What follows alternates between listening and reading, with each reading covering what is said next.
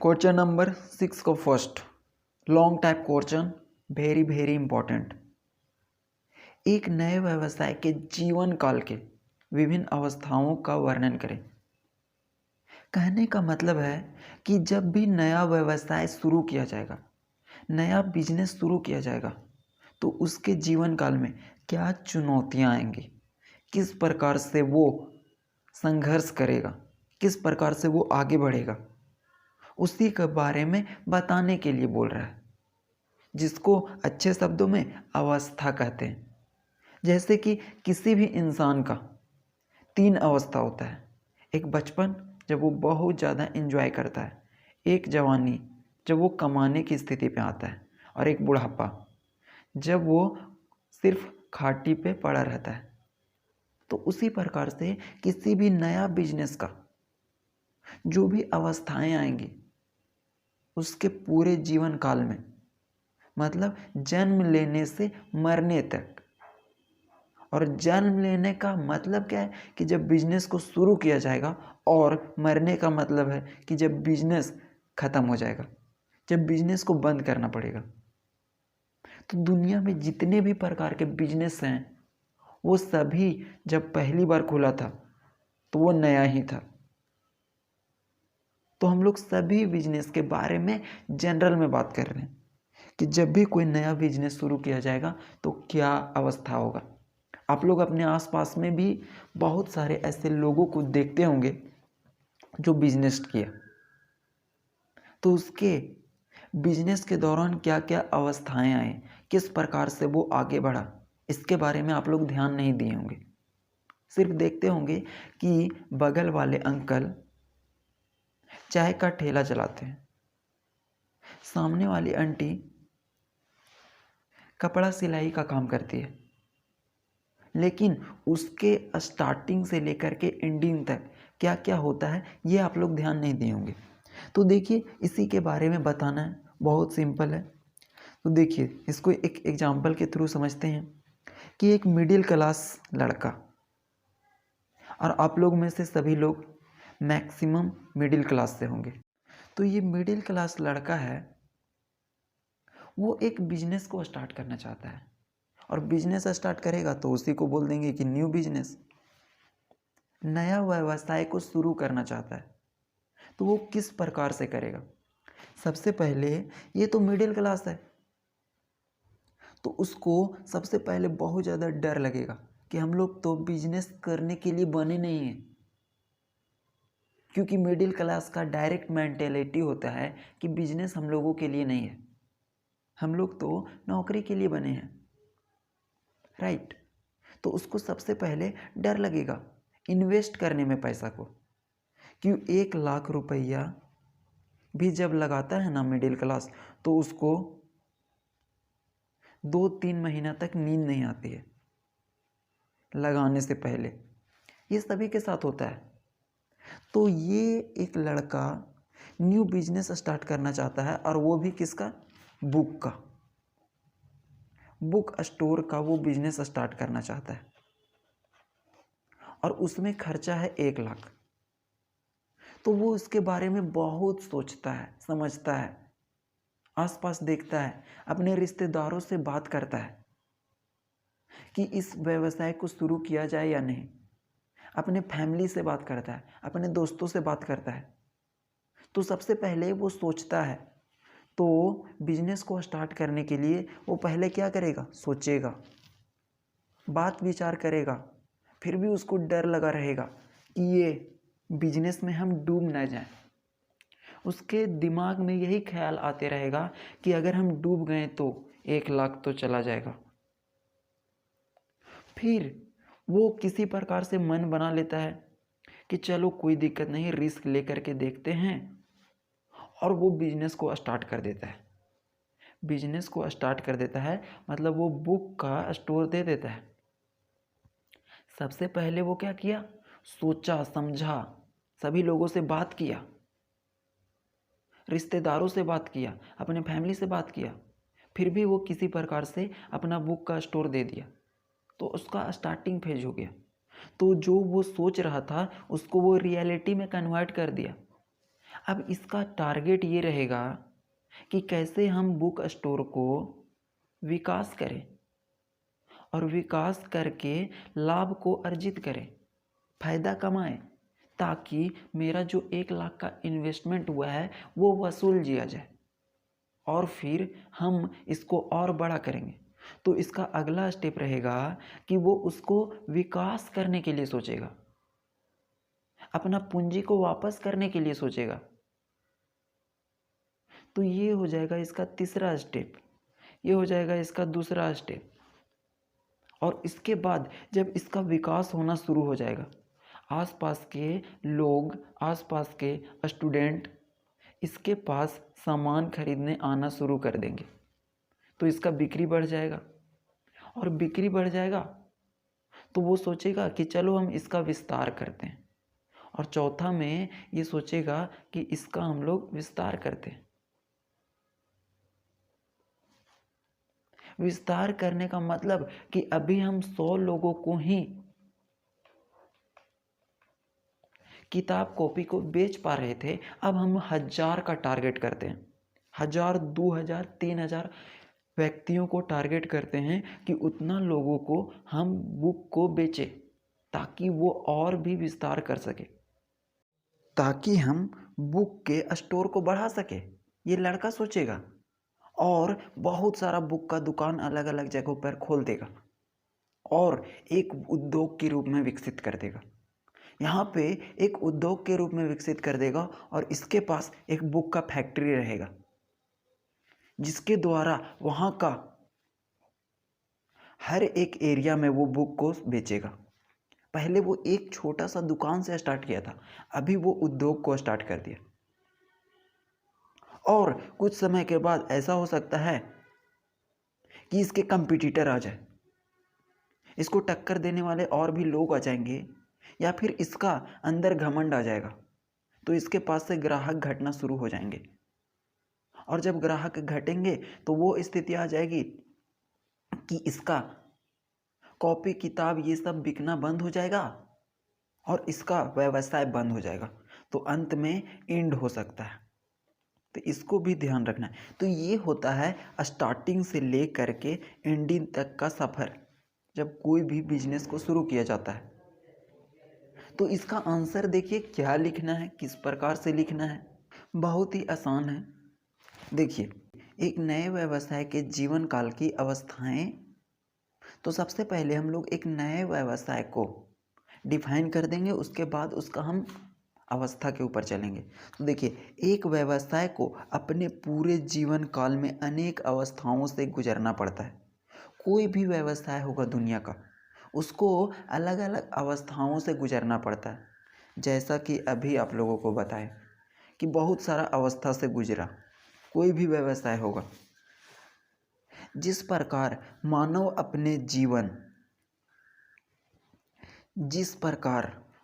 अपने जीवन काल में अनेक अवस्था से गुजरता है, जिस प्रकार से कोई भी मनुष्य अनेकों अवस्था से गुजरता है, जैसे कि किस किस अवस्था से कोई भी व्यक्ति दुनिया का गुजरता है। पहला होता है बचपन, जवानी और फिर बुढ़ापा।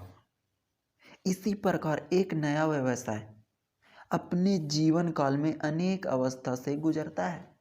जिस प्रकार से कोई भी व्यक्ति जिसका बचपन आता है, जवानी आता है और बुढ़ापा आता है, उसी प्रकार से दुनिया का कोई भी व्यवसाय होगा, उसका भी अपना अलग अलग अवस्था होगा।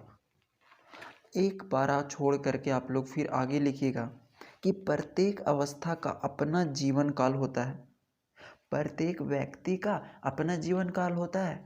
उसी प्रकार से प्रत्येक अवस्था का अपना जीवन काल होता है, जिसके कुछ अलग लाभ और चुनौतियां होती है, जिसके अंदर अलग लाभ होगा और अलग चुनौती होगी। जिस प्रकार से मनुष्य का कोई लाभ अलग होगा और चुनौती अलग होगा, दूसरा मनुष्य होगा तो उसको कुछ अलग लाभ मिलेगा, उसको कुछ अलग चुनौती मिलेगा। ऐसा तो नहीं है ना कि दो अलग अलग इंसान को सेम चुनौतियों से गुजरना पड़े। तो उसी प्रकार से जितना भी अवस्था होगा उसका लाभ और चुनौतियां अलग होगी। अब देखिए कि नए व्यवसाय के जीवन काल पर, जो भी नया व्यवसाय शुरू किया जाएगा उसके जीवन काल पर इन तत्वों का प्रभाव पड़ता है। कौन सा तत्व होता है? जब नया व्यवसाय शुरू करेगा कोई भी इंसान तो उसके ऊपर क्या क्या प्रभाव डालता है? तो पहला है व्यवसाय की आकार।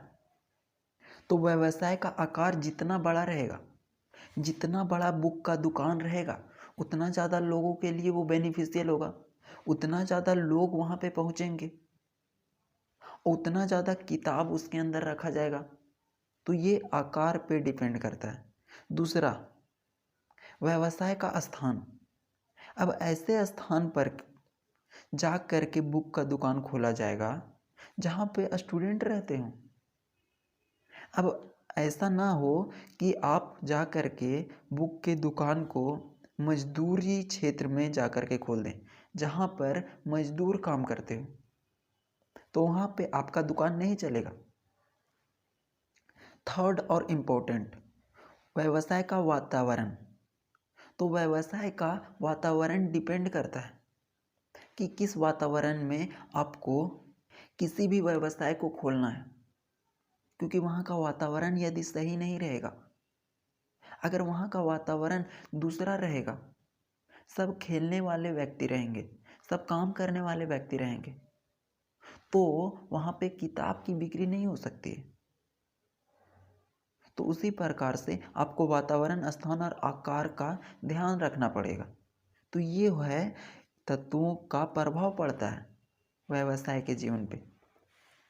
तो अब आगे हम लोग देखेंगे, जो क्वेश्चन में पूछ रहा है कि नए व्यवसाय के विभिन्न अवस्था का वर्णन निम्नलिखित है। जो नया व्यवसाय है उसका क्या क्या अवस्था था वो अभी बताएं कि इसकी क्या क्या व्यवस्था होती है जब किसी भी बिजनेस को शुरू किया जाता है। तो सबसे पहली अवस्था है बीज की अवस्था। नाम क्या है? बीज की अवस्था। लेकिन इंसान के लिए पहली अवस्था क्या होती है? उसका बचपना। तो कोई भी व्यवसाय शुरू किया जाएगा तो उसका सबसे स्टार्टिंग फेज होता है बीज की अवस्था। इसके अंदर क्या होता है कि मनुष्य या व्यक्ति सोचता है कि हमें बिजनेस करना चाहिए या नहीं। वो आसपास में जा कर के लोगों से सलाह लेता है कि किस प्रकार का बिजनेस किया जाए। उसे डर लगता है कि अगर बिजनेस करेंगे तो कहीं नुकसान ना हो जाए। तो इसी को कहते हैं बीज की अवस्था। इसमें आप लोगों को लिखना है कि यह नए व्यवसाय की पहली अवस्था होती है।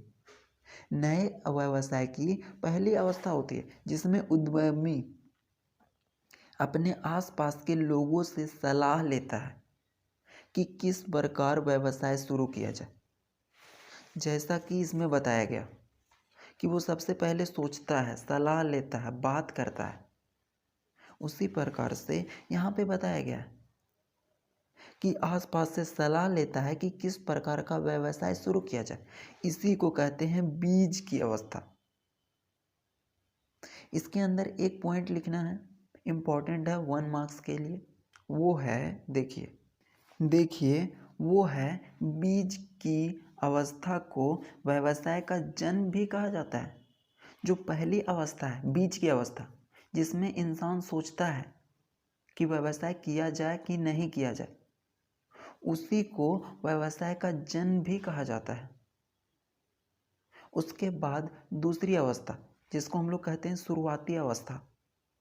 इसके अंदर जो भी बिजनेसमैन रहता है, जो भी एंटरप्रेन्योर रहता है, जो भी उद्यमी रहता है, वो अपने बिजनेस को स्टार्टअप करता है, अपने बिजनेस को शुरू कर देता है। अभी तक वो सोच रहा था, इसके बाद वो सोचना बंद करके अपना रिस्क ले लेता है और अपने बिजनेस को स्टार्ट करता है। तो इस अवस्था में उद्यमी जो भी चीज़ें सोचता है, पहले सोच रहा था कि ऐसा करेंगे वैसा करेंगे, बिजनेस को बड़ा करेंगे, वह सच हो जाता है और व्यवसाय को स्थापित कर देता है। पहले सोच रहा था, दूसरा में स्थापित कर दिया। उद्यमी लोगों के लिए सामान लाता है और उनको बेचना शुरू कर देता है। जो भी सामान उसके दुकान में है उसको दूसरे स्थानों से लाता है और उसको बेचना शुरू कर देता है। इसकी तीसरी अवस्था देखिए, अब कोई भी उद्यमी, कोई भी व्यक्ति जो बिजनेस को शुरू किया, उसका क्या मकसद रहेगा कि उसका जो भी बिजनेस है वो ग्रोथ करे, वो ग्रोथ करे ताकि जो वो पूंजी लगाया है वो सबसे पहले निकल जाए। तो इसमें आप लोगों को लिखना क्या है, देखिए कि इस अवस्था में उद्यमी को अपने व्यवसाय से फायदा होना शुरू हो जाता है। विकास अवस्था में इसको फायदा होना शुरू हो जाता है और जो भी पैसा कमाता है उसे व्यवसाय चलाने में लगाता है। तो जो धीरे धीरे पैसा आना शुरू हो जाता है, व्यवसाय से जो भी पैसा कमाना शुरू हो जाता है उसको व्यवसाय में लगाता है, उसका रूम रेंट देता है, अपने सामानों को लाता है। तो विकास अवस्था में ये है। अगला अवस्था है स्थापित अवस्था। अब धीरे धीरे किसी का बिजनेस विकास करने लगा तो अब उसका जड़ पकड़ने लगता है, उसके सामने ग्राहक आना शुरू हो जाते हैं और ज़्यादा से ज़्यादा जब ग्राहक बन जाते हैं तो ज़्यादा फायदा होता है और ज़्यादा फायदा होगा तो ज़्यादा सामान को और लाना आसान होगा और उसका जितना भी पूंजी लगाया जाता है शुरू में वो सभी का सभी रिटर्न कर लेता है। तो अब इसका व्यवसाय स्थापित हो जाता है, लेकिन पूर्ण रूप से स्थापित नहीं होता है, लेकिन पहले के मुकाबले में अच्छा हो जाता है। तो इस अवस्था में व्यवसाय मजबूत हो जाता है। पहले इसके व्यवसाय को कोई नहीं जानता है, अब लोग इसको जानने लगते हैं, इसके बिजनेस के बारे में जानने लगते हैं और इसमें बहुत सारे ग्राहक जुड़ जाते हैं और बाज़ार में बिक्री भी अच्छे होने लगती है। तो इसका जो सामान है उसका बिक्री बाज़ार में बहुत अच्छी हो जाती है। पांचवा में देखिएगा कि जब इसका बिजनेस स्थापित हो गया तो अब ये क्या चाहेगा कि अब हम बिजनेस को थोड़ा सा बड़ा करें ताकि हमको ज़्यादा फायदा होगा, क्योंकि बिजनेसमैन हमेशा रिजल्ट के ऊपर काम करता है, वो हमेशा फायदा के ऊपर काम करता है, वो हमेशा फायदा देखता रहता है। तो अगला में अब क्या करेगा, स्थापित होने के बाद विस्तार करेगा। तो विस्तार की अवस्था, तो अब बिजनेसमैन चाहेगा, उद्यमी चाहेगा कि उसका जो भी व्यवसाय है वो विस्तार करे, वो बड़ा होते रहे ताकि अधिक से अधिक लोगों को हम सेवा दें। तो देखिए इस अवस्था का मेन पॉइंट, इस अवस्था में व्यवसाय पूरे तरीके से मजबूत हो जाती है। अभी पूरी तरीके से मजबूत नहीं होता है, लेकिन जब विस्तार हो जाता है तो पूरे तरीके से मजबूत हो जाता है। इसके साथ काफ़ी ज़्यादा संतुष्ट ग्राहक जुड़ जाते हैं, ऐसे ऐसे ग्राहक जुड़ जाते हैं जो काफ़ी संतुष्ट होते हैं। संतुष्ट होने का मतलब वो किसी अन्य दुकान के पास नहीं जाते हैं, वो इसी के पास आते हैं। इसके आगे देखिए, और इस समय यह नए नए क्षेत्रों में भी अपना विस्तार करती है। जब विस्तार होने लगता है तो अलग अलग क्षेत्रों में, अलग अलग चौराहों पर, चौक पर अपना दुकान को एस्टेब्लिश करती है और इसकी पहचान सभी से अलग होती है, क्योंकि किसी का एक दुकान रहता है और इसका 10-12 दुकान हो जाता है, तो इसकी पहचान तो अलग होगी ही। अगला स्थिति देखिए, जब इसका व्यवसाय विस्तार कर जाता है तो वो चाहेगा कि उसका व्यवसाय अब उद्योग के अंदर बदले, फैक्ट्री खोले, ताकि आसपास के जितने भी छोटे छोटे दुकान हैं वो इसी से सामान खरीदे। तो वो है परिपक्वता की स्थिति। इसके अंदर जो विस्तार किया गया इसका दुकान है वो एक उद्योग के रूप में विकसित हो जाता है, वो एक बड़ा फैक्ट्री के रूप में विकसित हो जाता है और इसको सभी लोग जानने लगते हैं, सभी लोग प्रशंसा करने लगते हैं कि ये इंसान किस प्रकार से एक छोटे से व्यवसाय से आज एक उद्योग को खोल दिया। तो देखिए, इस अवस्था में आप लोगों को लिखना है कि इस अवस्था में व्यवसाय एक उद्योग के रूप में स्थापित हो जाती है, एक उद्योग के रूप में बन जाता है। इसका प्रशंसा चारों तरफ होती है, परंतु इसकी विकास दर पहले से कम होती है। लेकिन जो विकास पहले हो रही थी, विस्तार के समय हो रही थी, उस विकास से अभी वो नहीं बढ़ती है, क्योंकि इसका विस्तार पूरी तरीके से हो चुका होता है। इसीलिए ये इम्पॉर्टेंट है कि इसका विकास दर पहले से कम हो जाती है, क्योंकि वो सारे क्षेत्रों में फैल गया है। अब सारों क्षेत्रों में फैल गया है तो उसका विकास अब किस क्षेत्र में होगा? तो ये होती है परिपक्वता की स्थिति।